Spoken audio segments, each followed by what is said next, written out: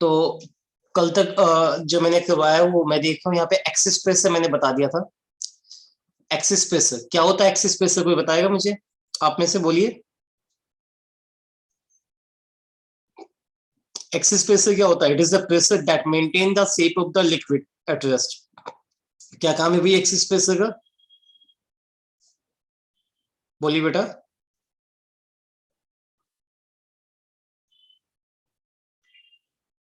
क्या होता है excess pressure? Sir P A minus PB. ये मेंटेन करता है शेप ऑफ लिक्विड को एट रेस्ट पे against the force of surface tension. याद दीजिएगा, इसे डिनोट किया हुआ है पी एक्स से।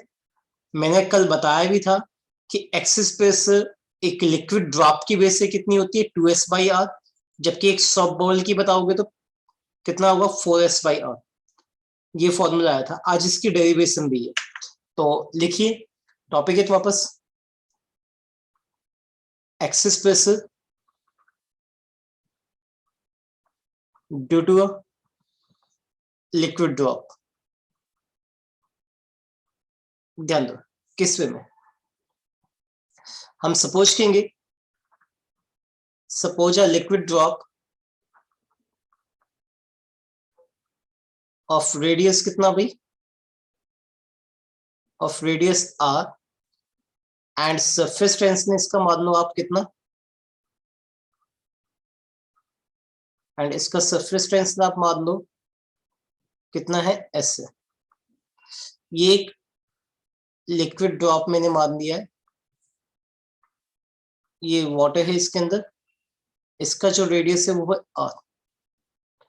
नाउ अब हमने क्या किया है, अगर मैं बोलूं कि if P E X be excess pressure, यहाँ पे एक्सिस प्रेशर, अगर पी ई एक्स क्या है? Excess pressure, then force inside the bubble कितना होगा? फोर्स इनसाइड द बबल, कोई बताएगा कितना फोर्स लगेगा बबल की वजह से? फोर्स इजिकल टू होता है प्रेशर इनटू में एरिया, और एरिया क्या बनेगा यहाँ पे? 4πr², ये इसका एरिया बनेगा। इसे नंबर दे दू 1, इतना प्रेशर बनेगा। और इसकी वजह से मान लो, क्योंकि ये प्रेशर क्या हो गया? आउटसाइड लग रहा है। अगर ये आउटसाइड लग रहा है तो मान लो इसकी वजह से इसका जरा सा रेडियस बढ़ गया आउटसाइड में। इसका रेडियस कितना बढ़ गया? मान लो डेल्टा आर बढ़ गया, या डी आर बन गया, बढ़ गया डी आर। तो देयरफॉर अगर मैं बोलूं due to this if D R be increase in radius, radius में कितना बढ़ गया? D R. तो देयरफॉर जो वर्क डन होगा, work done W equal to कितना होगा? कोई बताएगा?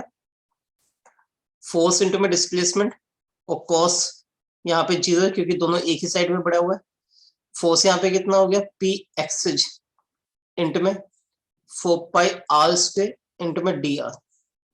ये आ गया मेरे पास वर्क डन। इसे नंबर दे दो 2। तो पता है कि this work is against the surface tension. क्यों? क्योंकि सरफेस टेंशन का काम क्या है? मिनिमम एरिया को प्रोवाइड करना, और जबकि यहाँ पे एरिया बढ़ रहा है against the surface tension, so must be equal to किसके भी? Must be equal to surface energy. यादो मैंने सरफेस एनर्जी आपको बताई थी, क्या था सरफेस एनर्जी? तो मैं पता है सरफेस एनर्जी एक्चुअली क्या था? सरफेस टेंशन इनटू में increase in area, increase in area of surface film,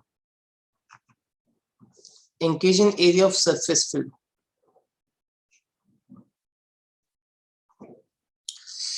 तो सरफेस टेंशन इनटू में increase in area of surface film. अगर मैं इंक्रीज इन एरिया की बात करता हूं, हाँ बेटा, हाँ बोलो। हाँ चलो ले लो ले लो। ध्यान दो, तो इंक्रीज इन सरफेस एरिया अगर मैं निकालू तो इसका इंक्रीज इन सरफेस एरिया कितना हो जाएगा अभी? फाइनली तुम्हें पता है कि 4 पाई, अब इसका रेडियस कितना हो गया, आर प्लस में डी आर का स्क्वायर में से घटा दो, इनिशियली कितना था 4 पाई आर स्क्वायर, तो ये तुम्हारे पास बनेगा। तो आप निकालोगे तो s इंटू में 4 पाई कॉमन है, यहाँ पे आर स्क्वायर प्लस में डी आर का होल स्क्वायर प्लस में 2 आर डी आर बनेगा माइनस में आर स्क्वायर। भाई आर स्क्वायर से आर स्क्वायर कट गया, और तुम्हें पता है कि डी आर बहुत छोटा है तो डी आर का स्क्वायर भी अप्रोक्सीमेट 0 मानेंगे, तो ये भी कितना हो गया 0 हो गया। तो मेरे पास कितना बन गया, s इंटू में 4 पाई इंटू में 2 आर डी आर बनेगा। ये मेरे पास क्या आ गया, सरफेस एनर्जी। नो, ये भी सरफेस एनर्जी है, और तुम्हें पता है कि ये वर्क भी क्या होगा, सरफेस एनर्जी के इक्वल बताया मैंने। तो इक्वेट कर दो किसे, दो थी को, इक्वेटिंग 2 and 3। तो मेरे पास क्या आ गया, पी एक्स इंटू में 4 pi r square d r is equal to कितना हो गया, एस इंटू में 4 पाई इंटू में 2 आर डी आर। आपको पता है डी आर से डी आर कट गया, 4 पाई से 4 पाई कट गया, एक आर स्क्वायर से एक आर कट गया। तो आप देखोगे तो पी एक्स आपके पास कितना आ गया, ये कितना आ गया 2s बाई आर, ये आपके पास प्रूव हो गया, हैंस प्रूव्ड। ठीक है, एक नोट्स में याद रखना कि जो एक्सिस प्रेशर होता है ना, वो क्या होता है, difference in the pressure inside the bubble minus में आउटसाइड द बबल। याद रखना एक्सिस जो प्रेशर होता है वो दोनों का डिफरेंस होता है। क्या होता है एक्सिस प्रेशर, कोई बताएगा? दोनों प्रेशर का डिफरेंस होता है इनसाइड और आउटसाइड। ठीक है ना, ये पिक खींच के मुझे भेज देना एक बार, ठीक है, जितनी भी है, कोई भी बच्चा भेज देना पार्टिसिपेंट्स की ना। अब आगे ध्यान दो, ये कोई डाउट है यहाँ तक, एक्सिस प्रेशर लिक्विड ड्रॉप का। इसी तरह से आपके पास आएगा axis pressure of soft bubble. Sir 2 minute मतलब थोड़ी देर के लिए पीछे करना स्लाइड, स्क्रीनशॉट लेना है। Done sir. नो, अब excess pressure due to a soft bubble, soft bubble का भी एक्सिस प्रेशर आता है। मैंने क्या फॉर्मूला बताया था सॉफ्ट बबल के केस में, 4s बाई आर। क्या बताया था मैंने, 4s बाई आर। तो 4s बाई आर कैसे लिखोगे, ध्यान दो कैसे प्रूव होगा। मैं मान लेता हूँ let a soft bubble, let a soft bubble of radius कितना भाई, आर, रेडियस इसका आर है, एंड सरफेस टेंशन मान लो इसका कितना, सरफेस टेंशन कितना एस, और इसके पास कितने थिन फिल्म्स होती है कोई बताएगा? इट हैज 2 सरफेस फिल्म, है ना? Yes sir. It has 2 surface film, इसके पास 2 सरफेस फिल्म होती है। अगर मैं मान लूं if P E X be excess pressure है, अगर ये एक्सिस प्रेशर है तो देयरफॉर फोर्स कितना होगा, फोर्स एक्सर्टेड बाय इट, कितना फोर्स लगाएगा, प्रेशर इनटू में एरिया, प्रेशर हो गया एक्सिस प्रेशर, एरिया कितना हो गया 4 पाई आर स्क्वायर, ये होगा क्योंकि सॉफ्ट बबल माना हुआ है, अंदर भी एयर है बाहर भी एयर है, बीच में लिक्विड है, इसका रेडियस है आर ना। तो ये तुम्हारे पास आ गया। अब तुम्हें पता है कि अगर मैं मान लू if due to this D R be increase in area be increase in radius है, इंक्रीज इन रेडियस, तो देयरफॉर वर्क डन कितना होगा,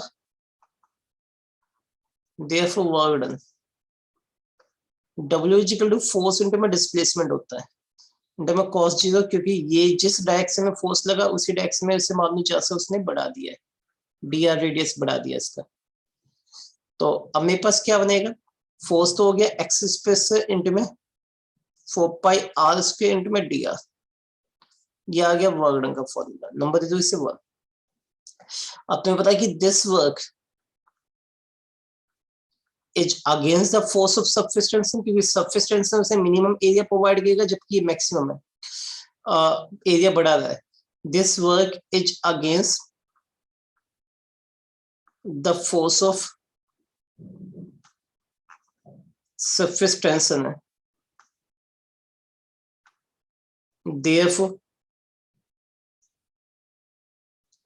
ये force against of surface tension है, therefore must be equal to किसके भी, कोई बताएगा? therefore must be equal to surface energy के, सरफेस एनर्जी के इक्वल होगा ये वर्क। और therefore अब तुम्हें पता है कि सिंस सरफेस एनर्जी का अगर मैं फॉर्मूला देखूं, सरफेस एनर्जी क्या होता है, सरफेस टेंशन इनटू में increasing area of surface film होता है, increasing area of surface film. तो अब ये क्या हो गया, सरफेस टेंशन इनटू में इंक्रीजिंग एरिया। एरिया कैसे निकालोगे, आपको पता है कि यहाँ पे 2 फिल्म होती है तो 2 से मल्टीप्लाई करोगे, और एक फिल्म का एरिया कितना होगा, 4π रेडियस r प्लस में dr में से घटा दोगे 4π इंटू में r²। नाउ अब अगर देखोगे तो s इंटू में 2 इंटू में 4π कॉमन आ गया, यहाँ पे भी r² प्लस में dr का स्क्वायर प्लस में 2r dr माइनस में r², r² से r² कट गया, dr ऑलमोस्ट 0 हो गया, बताना चाहिए, क्योंकि dr यहाँ पे क्या होगा, dr का स्क्वायर नेग्लिजिबल हो जाएगा, dr बहुत छोटा होता है। तो बस क्या बनेगा, s इंटू में 2 इंटू में 4π इंटू में 2r dr हो गया, इसी नंबर दे 2। आप दोनों को इक्वेट कर दो, equating 1 and 2 same to same है, बस यहाँ पे 2 सरफेस हो गई, इसी वजह से डबल से मल्टीप्लाई हुआ, इक्वेटिंग 1 and 2। तो बस क्या बनेगा, ध्यान से देखना चाहिए। तो work done is equal to कितना आएगा, यानी कि p x इंटू में 4π r² dr and this is equal to यहाँ से s इंटू में 2 इंटू में 4π इंटू में 2r dr, dr से dr कट गया, 4π से 4π कट गया, एक r से एक r भी कट गया। तो दीज इंप्लाइज एक्स स्पेस का फॉर्मूला क्या आ गया तुम्हारे पास, 2 2 4, तो 4s डिवाइडेड पे एक r यहाँ से बच गया था, तो ये तुम्हारे पास फॉर्मूला हो गया। हमेशा याद रखना, एक्स स्पेस से नोट्स में याद रखना, मैंने बताया है कि एक्स स्पेस से क्या होता है, difference in inside the liquid कितना पेस है माइनस में आउटसाइड, दोनों का जो डिफरेंस होगा वो एक्स स्पेस से बनाएगा। ये चीजें मैंने आपको बताई है, इसे याद रखना, याद आ जाएगा चीजें। दोनों डेरिवेशन क्लियर है? हाँ जी, कोई डाउट है किसी को? नो। नेक्स्ट आता है तुम्हारे पास, हाँ बोलिए। सर स्क्रीनशॉट ले लूंगा। ठीक लो, डन सर। ठीक। नाउ नेक्स्ट वहां पर तुम्हारे पास शेप ऑफ लिक्विड। इससे पहले आपके पास एक आता है angle of contact.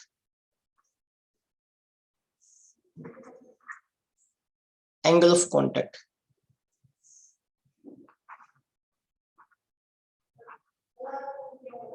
Angle of contact, actually angle of contact क्या होता है, जब भी कोई लिक्विड किसी कंटेनर में रखा जाता है, ध्यान से सुनना, मान लो इस शेप में बनाया है, तो यहाँ पे ये लिक्विड और सॉलिड्स, यहाँ पे ये देखो तो ये लिक्विड है और ये सॉलिड है, तो लिक्विड सॉलिड सरफेस कहीं ना कहीं तो कांटेक्ट में आते हैं, तो जहां पे भी ये कांटेक्ट में आएंगे वहां से हम सॉलिड सरफेस के अंदर टेंजेंट ड्रॉ करेंगे और एक लिक्विड सरफेस के अंदर टेंजेंट ड्रॉ करेंगे, इन दोनों का बीच का जो एंगल बनेगा वो बनेगा एंगल ऑफ कांटेक्ट। तो अगर मैं एंगल ऑफ कांटेक्ट डिफाइन करना चाहूं तो it is the angle formed between It is the angle formed between the tangent drawn to free surface of liquid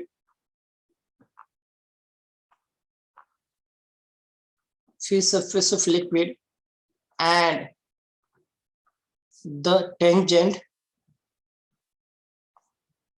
drawn to solid surface inside the liquid. याद रखना inside the liquid होना चाहिए. Drawn to solid surface inside the liquid from the liquid solid contact point. Liquid solid contact point. याद रखना. तो ये होता है तुम्हारे पास एंगल ऑफ कांटेक्ट. इसे डिनोट करते हैं हम. It is denoted by theta से. और याद रखना ये अलग अलग सरफेस के लिए. चलो मैं यहाँ पे अगर अगला टॉपिक बताऊं शेप ऑफ लिक्विड सरफेस, तो उसमें देख लो इसे. Shape of liquid surface. तुम्हें पता है कि सर वो डिनोट किससे होता है? थीटा से. थीटा. हाँ जी. ये ले लिया स्क्रीनशॉट इसका. Yes sir. ठीक. Shape of liquid surface. तुम्हें पता है कि the liquid at rest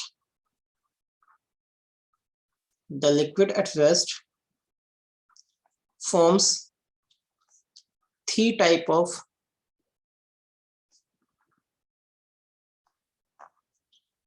shape of liquid. वो तीन टाइप के शेप कौन कौन से हैं? पहला एक होता कॉनकेव शेप बनाती है, दूसरा है कॉन्वेक्स शेप, और तीसरा है प्लेन शेप. कॉनकेव को ही हम कहते हैं लोअर मेनिस्कस, इसे हम कहते हैं अपर मेनिस्कस, और ये तो प्लेन है ही. इसकी जो शेप होती है कॉनकेव की कुछ इस टाइप की होती है लिक्विड. ये शेप आपने केमिस्ट्री लैब में ब्यूरेट में देखा होगा, ब्यूरेट ऑफ पिपेट में. कॉन्वेक्स शेप की जो लिक्विड की शेप होती है वो कुछ इस वे में होती है. ये ज्यादातर आपने थर्मोमीटर में देखा है मरकरी. ये वाली जो शेप होती है वो प्लेन होती है. अब देखो तो एंगल ऑफ कांटेक्ट किसमें कितना कितना है. इसमें टेंजेंट ये खींचेगा, टेंजेंट ये खींचेगा. तो ये बताइए एंगल ऑफ कांटेक्ट यहाँ पे थीटा क्या है? लेस देन 90 या मोर देन 90 है इस वाले केस में?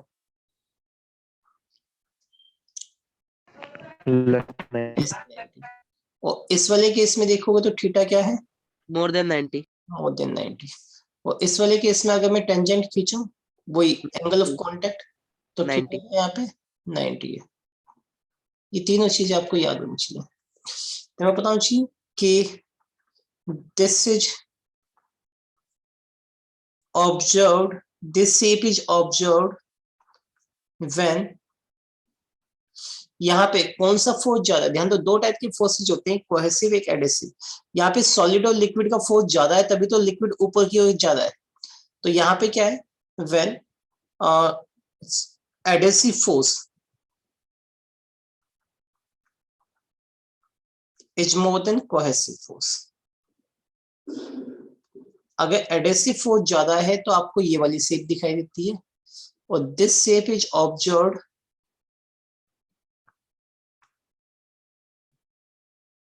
व्हेन, यहाँ पे देखो तो लिक्विड में फोर्स ज्यादा है तभी तो लिक्विड ज्यादा है, और जबकि जहां पे सॉलिड कांटेक्ट आ रहा है वहां पे लिक्विड लेवल फॉल हो रहा है.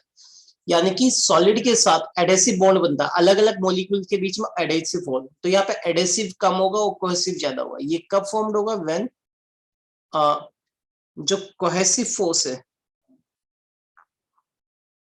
वो ज्यादा होगा एडेसिव से। और यहाँ पे क्या होगा, हेयर कोहेसिव और एडेसिव दोनों क्या होंगे, इक्वल होंगे।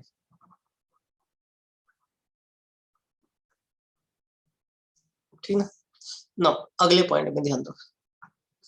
यहाँ पे जो एक्सिस स्पेसर लगेगा वो from the outside the liquid से लगेगा, और यहाँ पे जो एक्सिस स्पेसर लगेगा from the inside the liquid से लगेगा। और यहाँ पे कोई शेप ही नहीं है, प्लेन है, तो कोई तुम्हें पता है ना, एक्सिस स्पेसर उसकी शेप को मेंटेन करने के लिए यूज होता है अगेंस्ट द सरफेस टेंशन। तो पता है सरफेस टेंशन की वजह से प्लेन होना चाहिए था मिनिमम एरिया, मगर फिर भी नहीं है, यानी कि यहाँ पे एक्सिस स्पेसर लगा, यहाँ पे भी लगा, इसमें नहीं लगा। तो याद रखना, here axis spacer acts from outside the liquid। यहाँ पे आउटसाइड से लगेगा एक्सिस स्पेसर। और पता है here excess pressure act from inside the liquid. यहाँ पे इनसाइड से आउटसाइड लगेगा, और यहाँ पे no excess pressure, no excess pressure. Actually क्यों नहीं होगा, क्योंकि P इक्वल टू कितना होता है यहाँ पे 2s/r। r कितना हो गया, इनफाइनाइट हो गया, तो एक्सिस स्पेसर 0। जबकि यहाँ पे रेडियस बन रहा है, तो यहाँ पे भी P एक्सिस कितना होगा, 2s/r होगा, और यहाँ पे भी P एक्सिस कितना होगा, 2s/r। इन दोनों में होगा मगर इसमें नहीं होगा, इसे भी याद रखना। और पता होना चाहिए कि ये किस लिक्विड जिसमें एडेसिव ज्यादा है। एडेसिव ज्यादा है मतलब जो सॉलिड सरफेस को गीला कर सके। It is formed by liquid. It is formed by liquid that weights the solid surface. Weight मतलब गीला कर सके, that weights the solid surface. और मैंने बताया कि it is formed by the liquid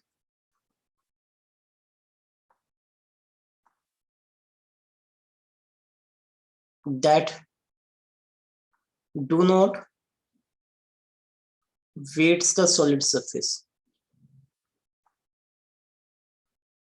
जो सॉलिड सरफेस को गीला ना करे, ठीक है।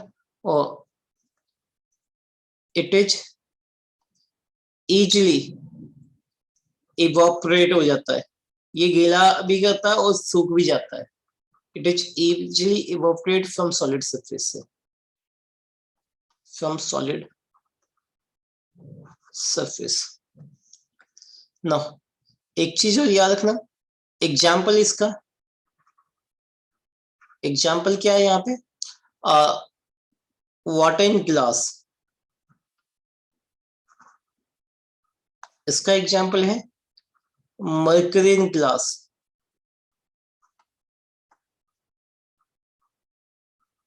एग्जाम्पल बताया मैंने, इसका एग्जाम्पल है petrol in glass, petrol in glass. ये तीनों एग्जाम्पल आपको याद भी करना, ठीक है। अब आज नेक्स्ट टॉपिक है कैपिलैरिटी। सर स्लाइड पीछे करो। डन। ठीक है, इसके बाद किसकी क्लास है तुम्हारी, सर बायोलॉजी। बायो की। तो क्लास ऑफ को मैं capillary. Yes sir, but please इसे अभी भेज देना स्लाइड्स। ठीक है, तो आज के लिए इतना ही है, ठीक है। कैपिलैरिटी बच गया तुम्हारे इसमें।